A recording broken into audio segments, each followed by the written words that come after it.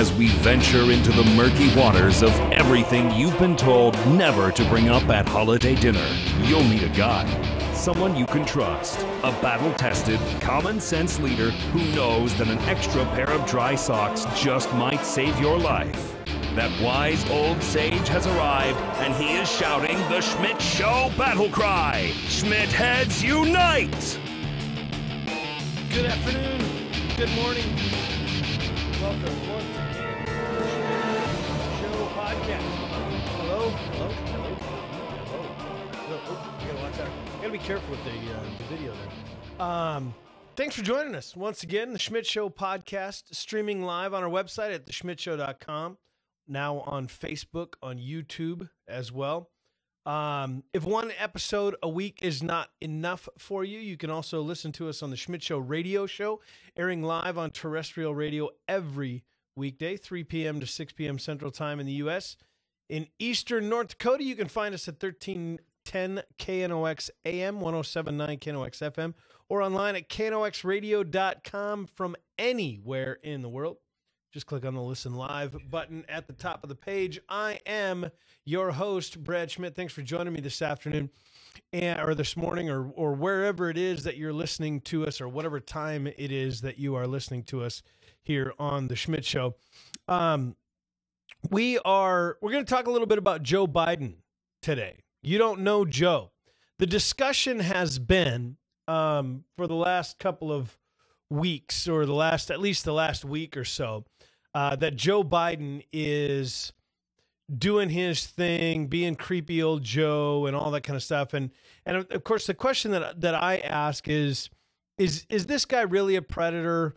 Is he really some sort of abuser or harasser, or is he just a creepy old man? Or is it not even maybe that bad? Is it that he's not even a creepy old man, but maybe he is just maybe he's just an older gentleman from a different era? Maybe that's the issue. Maybe that's what's going on with Mr. Biden. And the question that I would also ask in addition to this is, does it really matter? Like, does it matter? We've got President Trump, who is, grab him by the you-know-what. He's known for being a womanizer. He's known for being somewhat of an individual who treats women with less than maybe the respect they deserve. Now, again, that's in the past. You know, to be fair, in fairness to Donald Trump, that's in the past. That is not something that he has been recently accused of. And in fact, Melania seems to suggest that the opposite is true when you hear her talk about her husband. It sounds as if he's turned a corner, like he's grown up or whatever.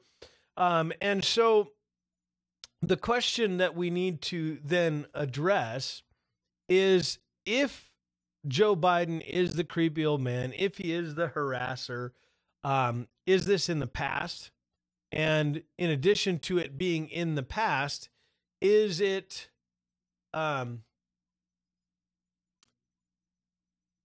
also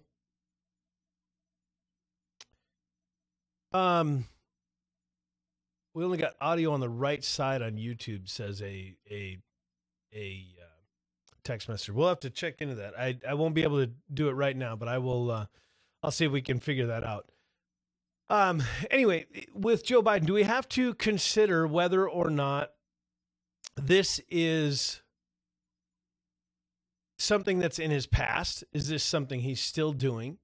And then the question, does it disqualify him from being the next president? Now, he hasn't officially announced a run. He hasn't officially announced that he's going to be running for president in 2020. I think it's pretty much a foregone conclusion that he was planning to, even if he hasn't yet. He was planning to, and there's now maybe some question. We don't really know for sure if this is still the direction he's planning on going. But even if it is, I would suggest that this is not something that disqualifies Joe Biden. This is not something that disqualifies the former vice president from running for president. I think there's a whole lot of other things that disqualify him. And here's my concern about this. I've talked about this on my terrestrial show, and I'll continue to talk about it. As it relates to Joe Biden, we are worried about whether or not he's a creepy old man. We're worried about whether he's a harasser. And we have turned this issue of whether it's the Me Too movement or whether it's women's rights movement or whether it's something else, whatever the issue is, we've turned that into a policy position. And quite honestly, it's irrelevant. There is so much that disqualifies Joe Biden from being the next president that we shouldn't even be having this discussion. We shouldn't even be discussing whether or not he's a creepy old man, because it shouldn't matter. This, I wonder if this is a little bit of media and quote unquote the powers that be using a little bit of sleight of hand to take our attention away from the real issues. And the real issue is that Joe Biden essentially is or should be disqualified from being the next president of the United States simply because he is all over the map on nearly every position and every policy issue and place where you can take a policy stance. The guy's all over the map. He's up and down on abortion. He's up and down on gun control. He says you don't need an AR-15, just get a double-barrel shotgun and shoot through the door, which is stupid advice in the first place. But hey, he's Joe Biden. He can say whatever he wants, right? The guy's all over the map, everywhere, all over everything. He's just a general mess as it relates to the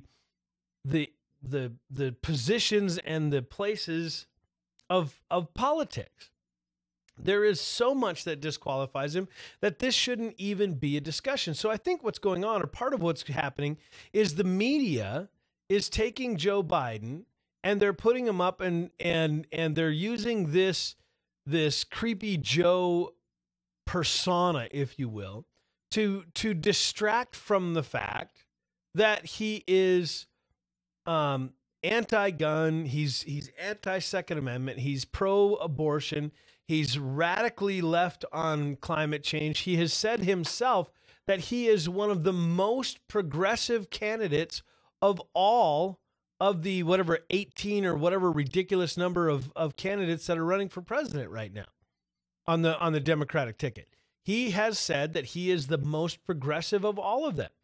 And I don't have a problem with classical liberalism and the concept of liberty and freedom and everybody moving in the same direction. The problem that I have with is with radical progressivism. Like, liberalism shouldn't be a dirty word. I'm a conservative. I've been a conservative for pretty much all of my life. And I'm about as far right as you can get on most issues, but I'm at least willing to listen and willing to open my mind and hear what people on the left have to say, as long as it's logical, rational, and policy based. See, if you go back through history and you look at some of the presidential candidates from the past, some of the more famous politicians of years gone by, you start to realize that, for example, Jefferson and Adams were often drastically opposed to each other on policy positions. Jefferson was borderline anarchistic in his libertarianism, in his conservatism. And Adams was very much a liberal who thought a stronger and larger and more centralized federal government was important. And they were at odds with each other on many issues as it related to that. But the thing is, Jefferson and Adams both had in mind the best interests of the country. They both had in mind the same goal, which was liberty, freedom, justice, and all of the things that we talk about in the context of classical Americana.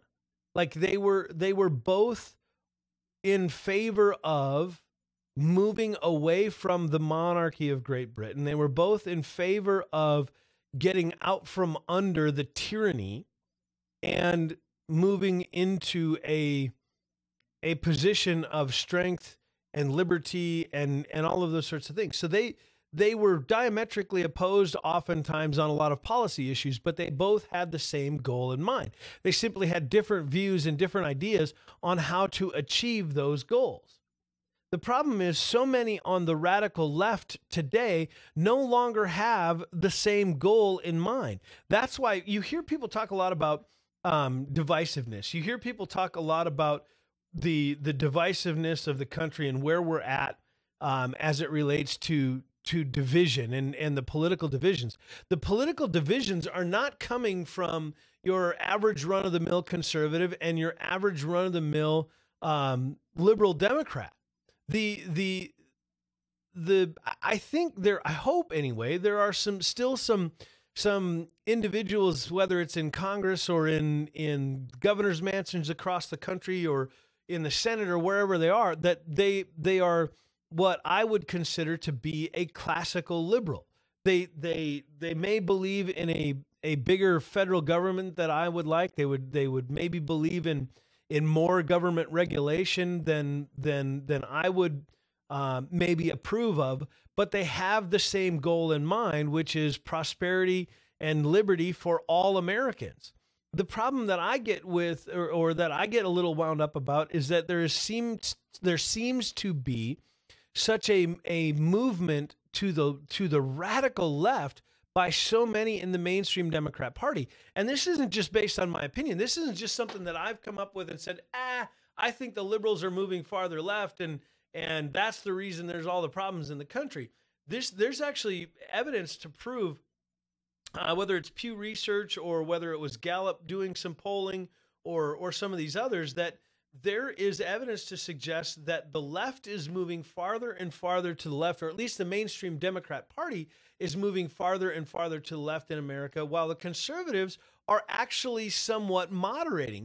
What used to be the hardline right is moderating somewhat towards the center. And to give a little bit of example of this, or to give a little bit of illustration of this, one of the major issues that has indicated, or at least has been somewhat of an indicator of the divide between the right and left, is the classical conservative, the classical Christian conservative says that gay marriage is inappropriate. Traditionally in the United States, we have said that we want one man, one woman, all that kind of thing, right?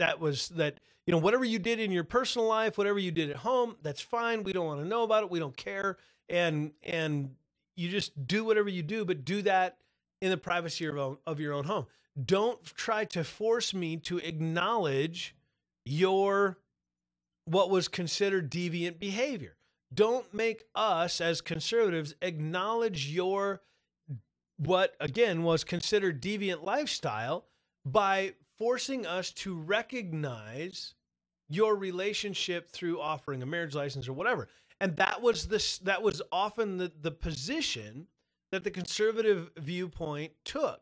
And if you look at the way things are going in that discussion, especially lately, you will see that the radical left has moved, or the mainstream Democrat Party has moved radically left on the issue of homosexuality and transgenderism and all the LGBTQ R785 question mark, asterisk, pound sign, whatever the alphabet soup of letters and characters there is now that is involved in that discussion.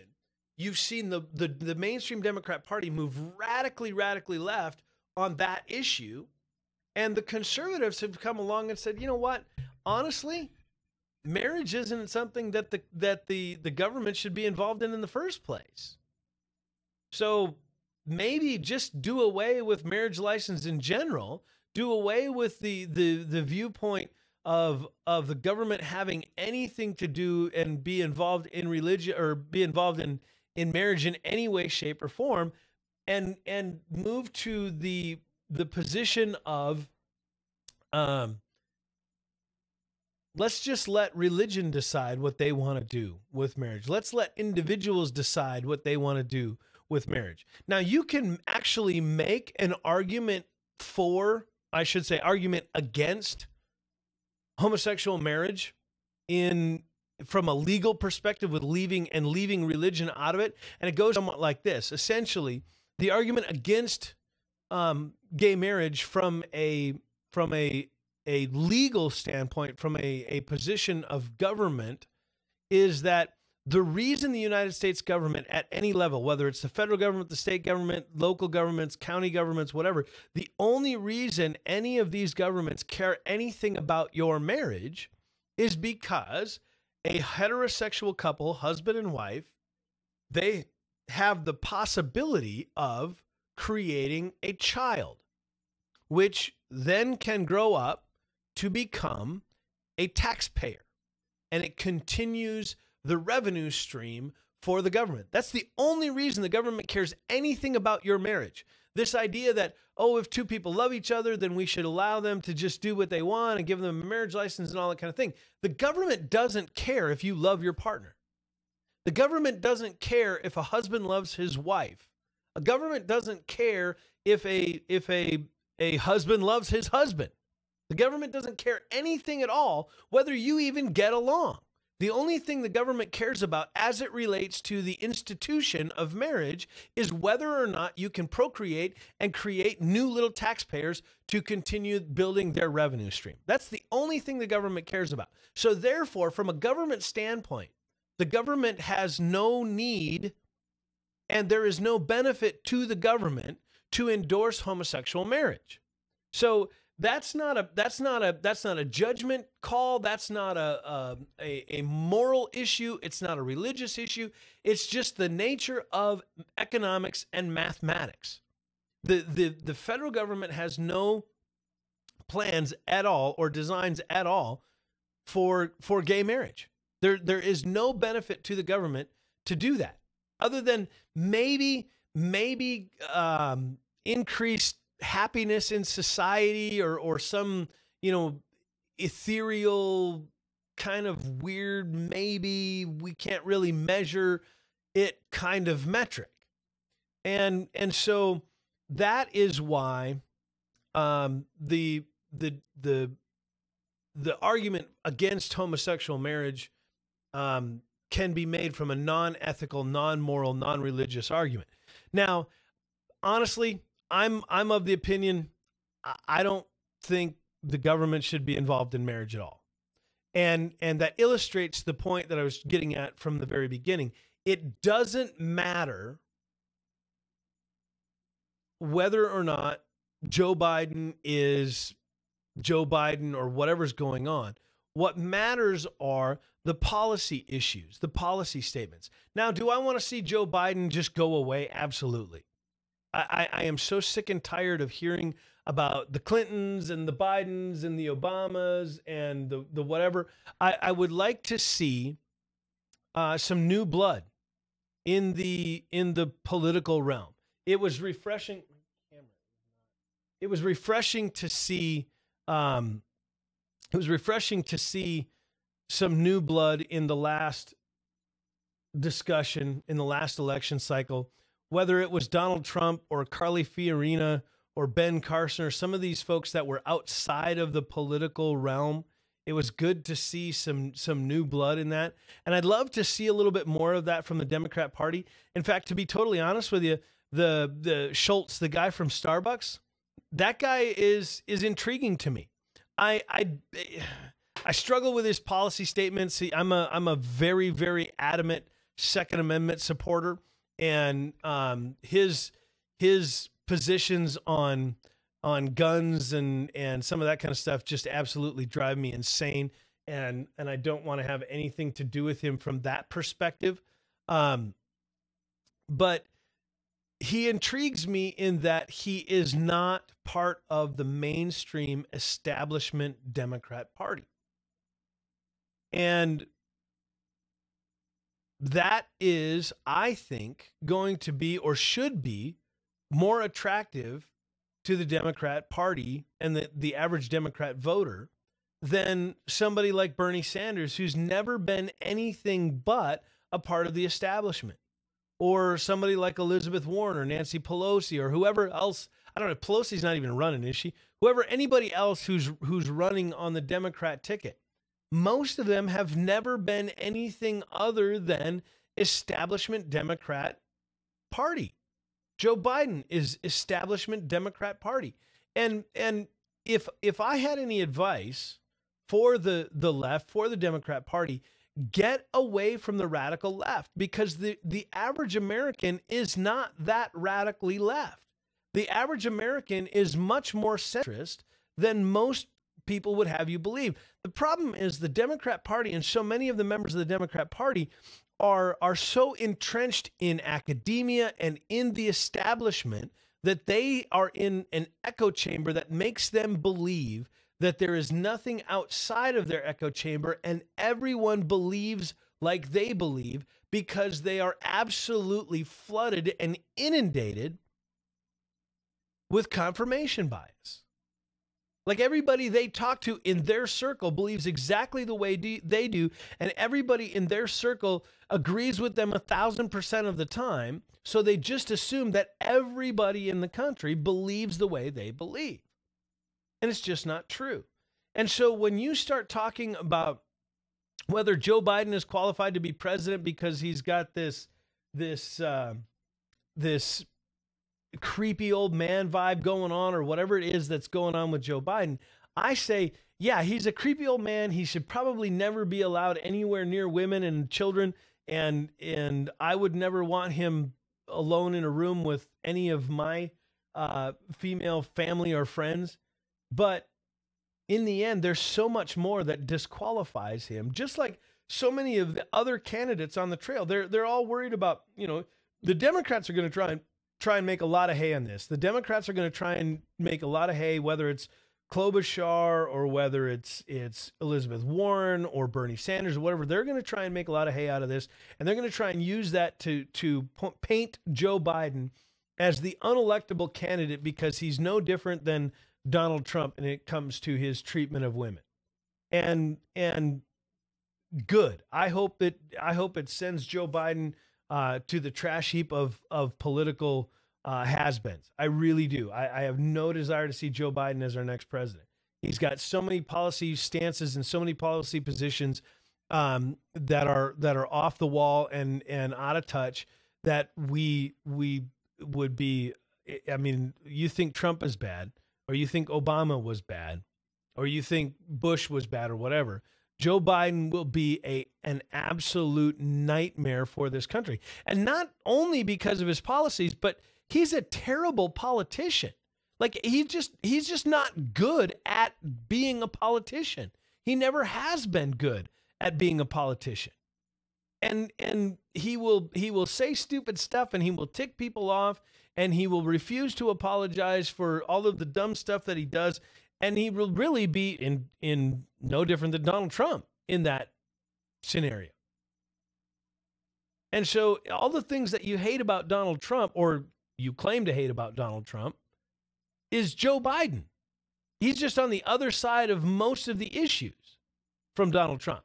So if you claim to hate these things about Donald Trump, then you should probably claim to hate them about Joe Biden. And that brings me to my next point in all of this, and the next discussion in the whole issue of Joe Biden and what disqualifies him to be president or what doesn't disqualify him to be president is I hear a lot of discussion about, oh, it's the double standard. This is unfair. If this was a Republican politician that was doing this, they'd be drummed out of office. They'd be chased out of town. They'd be tarred and feathered or whatever. Yes, you're right. They absolutely would be. There is insane hypocrisy coming from the left. on this issue, on so many issues. The hypocrisy of the radical left, and I want to be clear. I try to do this on my radio show as often as possible. There's a difference, in my opinion, between the liberal, the classical liberal, and the radical leftist. There is a difference between the two without question. I would say that people like Cory Booker, people like Ilhan Omar, people like Ocasio-Cortez, Bernie Sanders, they are radical leftists. They are radically left. People like Jim Webb, if you remember him, he ran for the Democrat nomination last election cycle. He's a classical liberal. People like, there's not very many of them left. Well, Howard Schultz, I think it's Howard, I think is his name, the CEO of Starbucks. He would be considered by most to be a classical liberal. For those of you that love podcasts like I do, Joe Rogan would probably be considered to be a classical liberal. Another podcast / comedian, Bill Burr, would be considered to be a classical liberal. They still believe in liberty, freedom, and justice in the American way and all of that sort of thing. They just believe that a stronger central government is the best way to achieve that.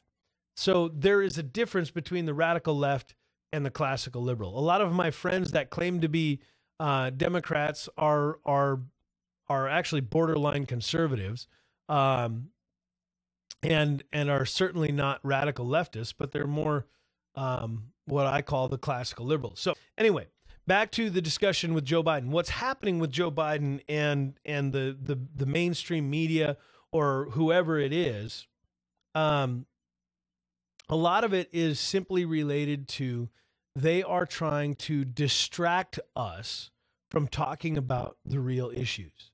They're trying to distract from people like Ilhan Omar and Ocasio-Cortez and Bernie Sanders, and the fact that these people are so far radically to the left. Like, one of the positions that has become a topic of discussion as of late is the issue of late-term abortion, or even what they're calling post-term abortion, which is really just infanticide or child murder, but they're calling it post-term abortion.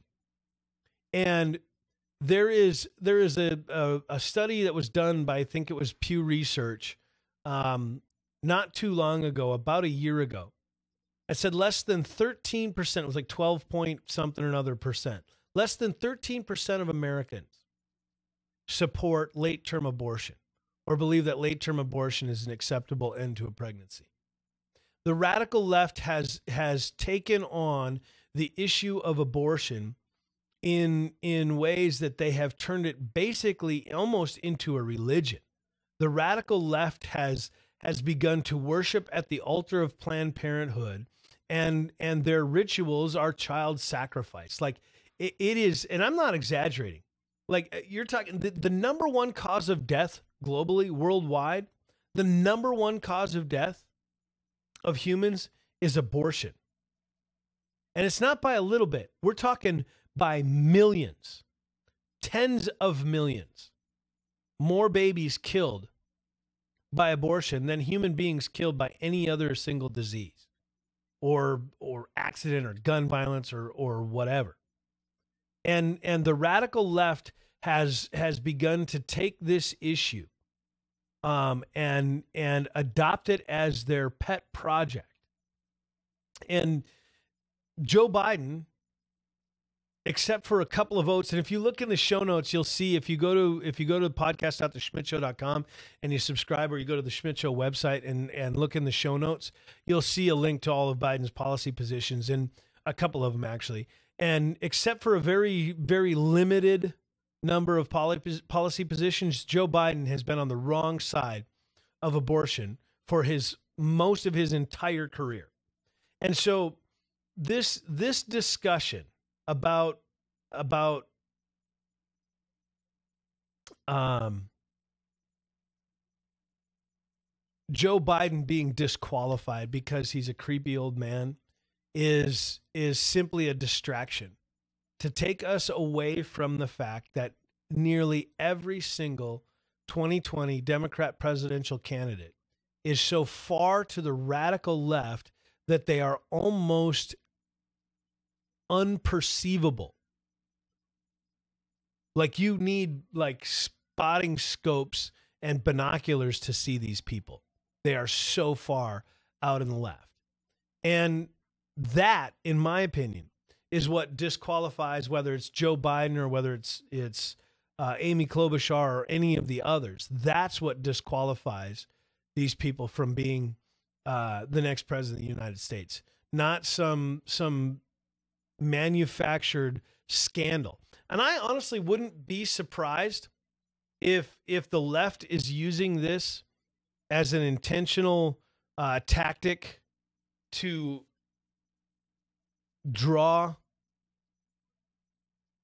some criticism away from the likes of Alexandria Ocasio-Cortez. I wouldn't be surprised that this is an intentional tactic to draw some criticism away from the rest of the Democrat field.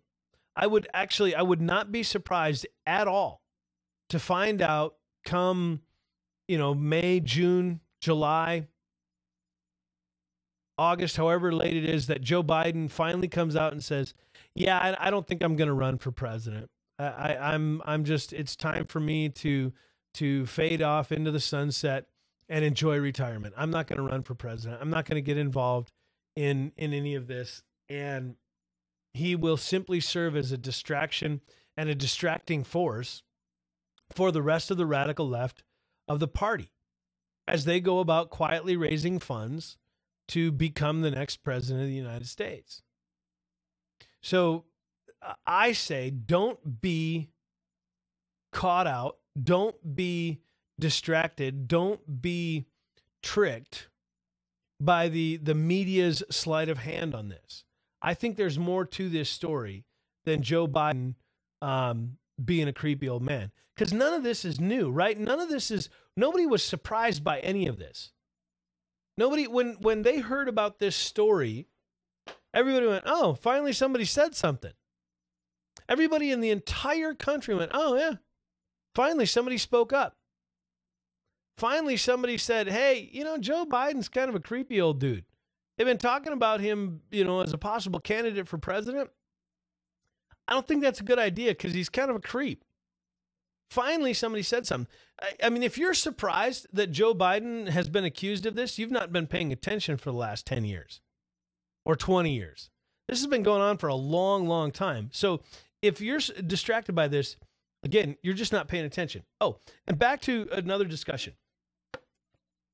One of the things that is happening in this whole Joe Biden thing, I lost my train of thought. I was in the middle of something. I took a drink of my coffee because my mouth was getting dry. I lost my train of thought. Anyway, well, I'll come back to it. It'll hit me. So anyway, all of this to say, there is a lot of reason for Joe Biden to be disqualified as the next candidate for the president of the United States. And the least of which is that he's a creepy old man. There's a whole lot of other reasons that I don't want this man to be our next president. Now, I've been pretty open and honest in the past. I've been pretty clear about the fact that I was no fan of Donald Trump.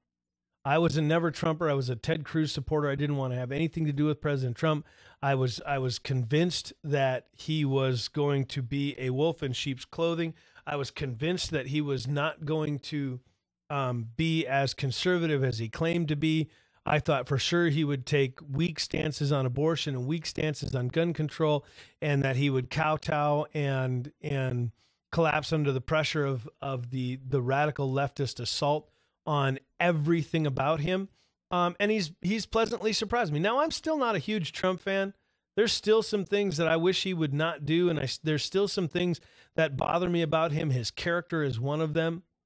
He seems to not be able to speak without exaggeration or just out and out lies. It seems like every time he opens his mouth, there is some form of untruth that comes out of it. Now, that doesn't mean that he doesn't have good policy positions. Build the wall. I've mentioned this before. We've talked about this on the podcast. I've talked about it on my terrestrial show. We need southern border security.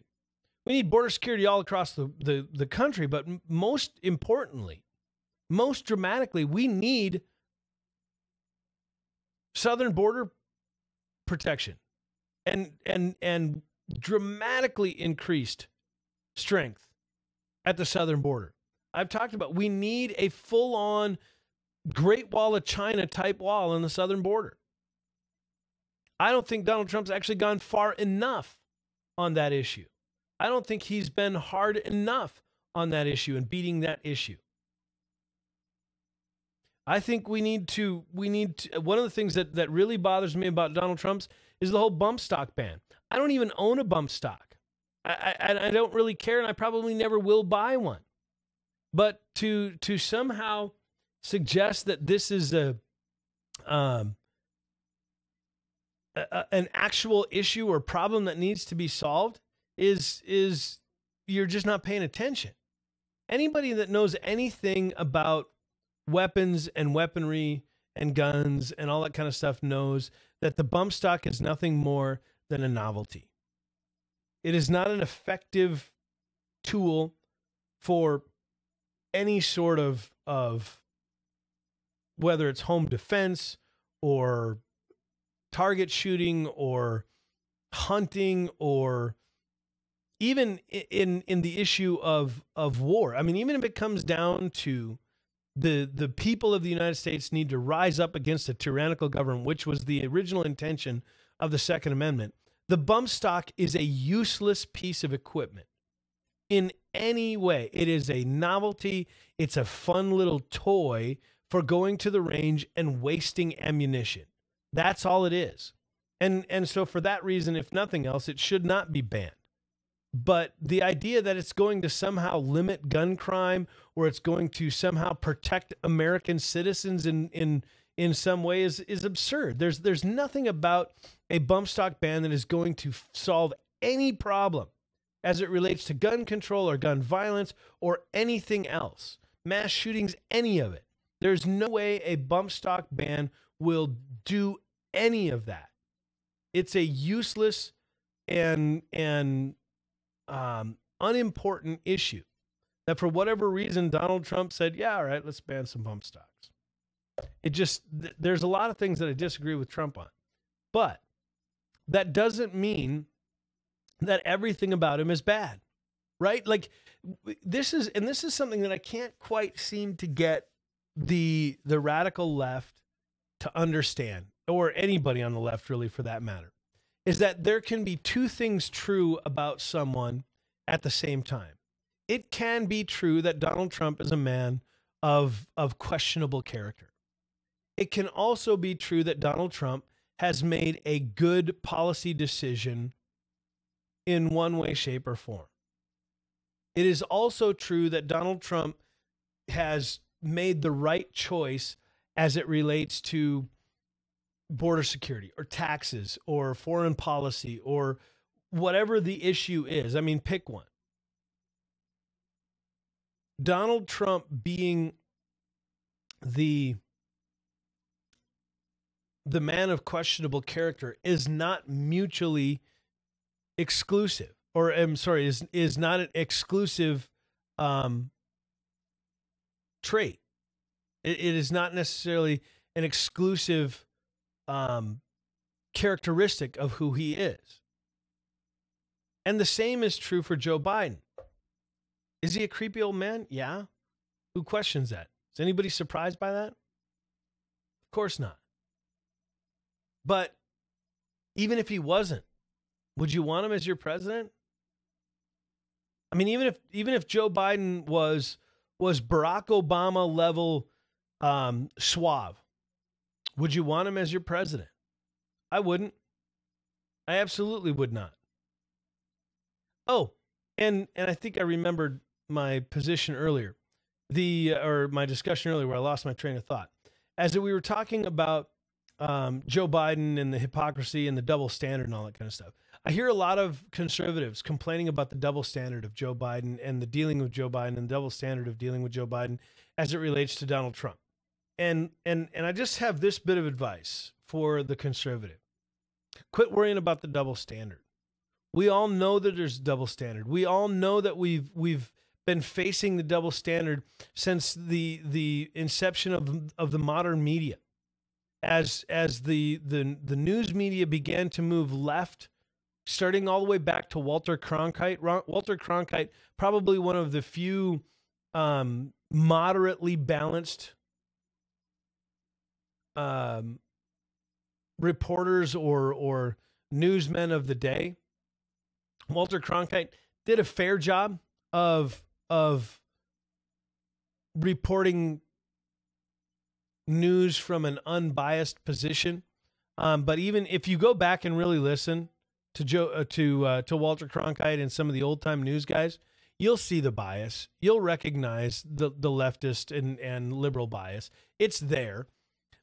It's just gotten worse and much more obvious, and they don't even bother trying to hide it today. So we've known about this liberal bias, the bent towards leftism and liberalism by the mainstream media for decades. This isn't a surprise. And that doesn't mean it's fair. It doesn't mean it's okay. It is what it is. And because it is what it is, we have to deal with it. You as a conservative, you know that when you go to college that your professors are going to be biased against you. You know that your professors are probably going to, some of them anyway, give you bad grades if you take a position of conservatism on any issue. You know that going into any university that you are going to be outnumbered, at least by the professors and most likely by your students because they're so, or your fellow students, because they've been so brainwashed by the public school system for the last 10 or 12 years that they don't even understand the basic tenets of what conservatism is. So the idea that this bias or this bent against you is something new or concerning is absurd. Just quit complaining about it and deal with it. It is a part of life. Now, if you want to fix it, get involved in journalism. As a conservative, get involved in journalism. Force your way into their world.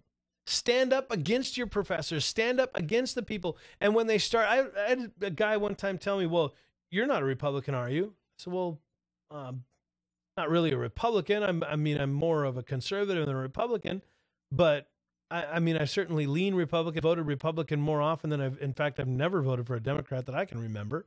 So yeah, I guess I'm Republican. Well, how can you be a Republican? You don't hate people. You're not rich. You're not greedy. You're not evil. Like his whole perception, because of the public school system and the media pressure, he just assumed that if I'm a Republican, I have to be evil, greedy, uncompassionate, and hateful.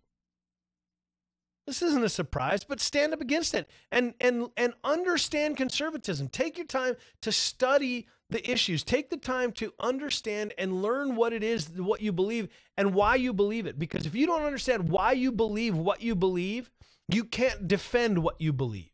So you have to understand why you believe what it is you believe. And take that information and take that knowledge and take that wisdom and bring it to every single fight and every single debate that you're ever in.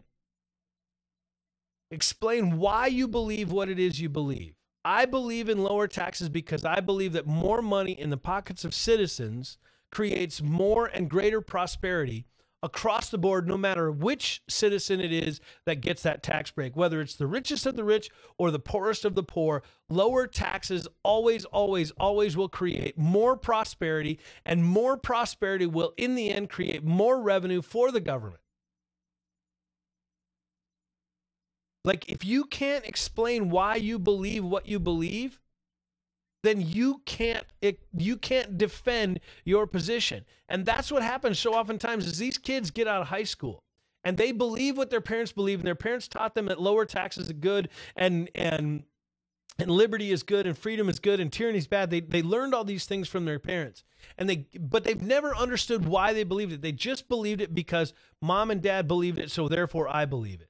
The same thing happens with Christianity and faith and religion. I guess it didn't really matter what religion is, but the same thing happens with faith and religion. Kids don't understand what it is they believe or why it is they believe it, and therefore when they go to they get away from kind of the shelter of home, the shelter of their life growing up, and their belief systems are challenged, they don't know how to defend what they believe. They don't know how to stand against the arguments of or brought against their deeply held belief system, and their belief system is so shattered that it leads them oftentimes straight off the deep end and straight into the abyss of radicalism. Because if this one thing that I believe isn't true, well, then nothing I believe must be true. If this one little area of my life has been dismantled by a professor who has spent the last 20 years developing an argument against what it is that you believe, you walk into that classroom, that professor is going to shred you. And it's going to wreck your belief and your understanding of what you thought you knew. But if you take the time, and this isn't true just of the university, but of life in general, if you take the time to understand, to study, to learn what it is you believe, why you believe it, even more importantly, then when you get into those discussions, you will be able to stand firm in the face of that adversity, and your foundations won't be shaken and your core won't be shaken, and you will be able to maintain your belief system. I don't believe that abortion is wrong simply because my mommy told me so or my daddy told me so. I don't believe that abortion is wrong because of what I learned in Sunday school or in church on Sunday morning. I believe that abortion is wrong because I believe the foundations of science prove undeniably that the two cells, the sperm cell and the egg cell, when they come together and form the zygote, from that moment on, there is nothing that will come of that experience, of that moment, that is anything other than a human being. It won't become a dog. It won't become a tree. It won't become a house or a car or a fish or anything else. Those two, human sperm cell, human egg cell, coming together to form the zygote, will become nothing but a human being. The only possible outcome of that moment will be a human being. And even if it is a single cell organism for that few seconds before it starts to divide into 2, into 4, into 8, into 16, into 32, and 64, and a million, and a trillion cells, and form a human baby who will grow up to be a human child and one day a human adult. Like, science tells me that even that single cell organism is life. And if a astronaut makes the trip to Mars and they dig up some of that red dirt on the surface of the red planet, and in that red dirt they find a single cell amoeba or some other single cell organism, the scientific community would go absolutely bonkers because they would have found life on Mars in the form of a single cell organism. So I know that science, not religion, not faith, not some invisible man in the sky. Science tells me that that's life. And science also tells me that destroying that life is murder. That destroying that life is inappropriate. That intentionally destroying that life simply because of inconvenience is a problem.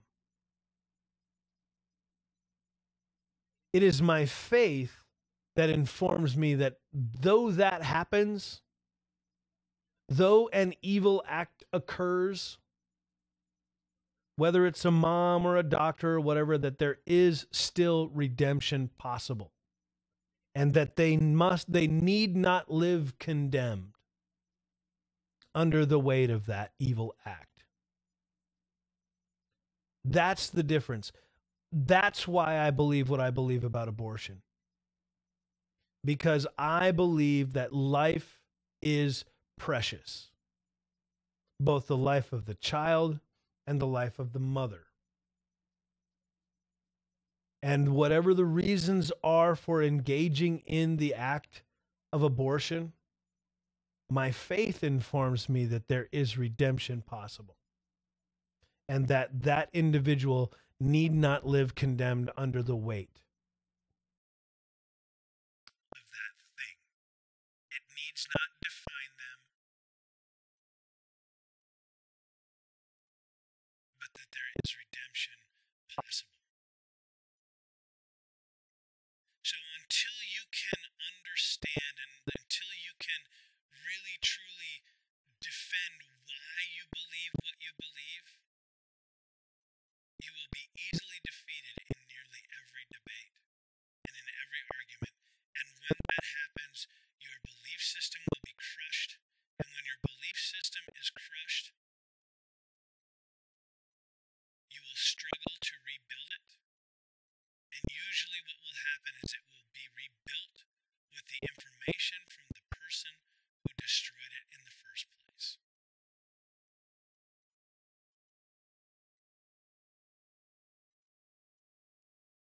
So you absolutely must understand why you believe what you believe. And so for me, yeah, I believe Joe Biden's a creep. Yeah, I believe that he's probably unfit to be the president because of his prone or his tendency to be prone to gaffes.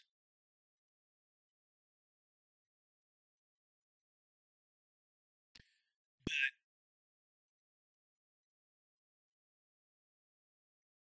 there are so many other things that disqualify him from being president than just being a creepy dude.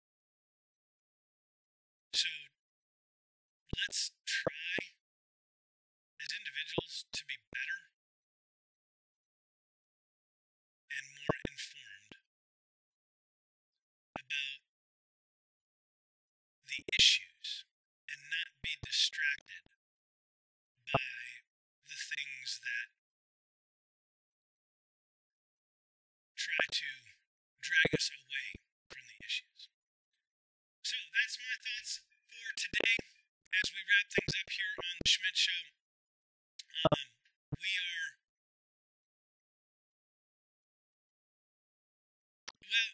There's a lot going on. I'm in the process. We just built this new studio, as you can see. I'm in a different room than what you're used to. We've got this service where I am streaming on YouTube, on Facebook, on the website. We're working on. We've still got the phone number, the 866-766-1776. We've got the website. All of these things cost money. These microphones cost money. The studio costs money. All of this stuff costs money. We don't do advertising, or haven't yet. I mean, I'm not opposed to it, but we want to do the best we can to provide the best content for you, the listener of the Schmidt Show, every single week. And we want to do more of it. We want to take the time to be more and do more and be connected more. So if you'd be so kind as to go to Patreon and search up the Schmidt Show on Patreon and support us, it would go a long way to helping make this Schmidt Show podcast a reality. The other thing that I'd like you to do is share this with your friends. Go to theschmidtshow.com, get the link, put it in a text message, and send it out to your friends, and just say, hey, if you're looking for engaging and passionate political talk, here's a great podcast that you can listen to. It's podcast.theschmidtshow.com. Just go to the website, theschmidtshow.com, and tell your friends about it. Share it with people. Get it out to as many friends as possible. And tell them to engage in the show. And we haven't had the phone lines up and running for the last couple of weeks, but we're going to get that back up and running with the new studio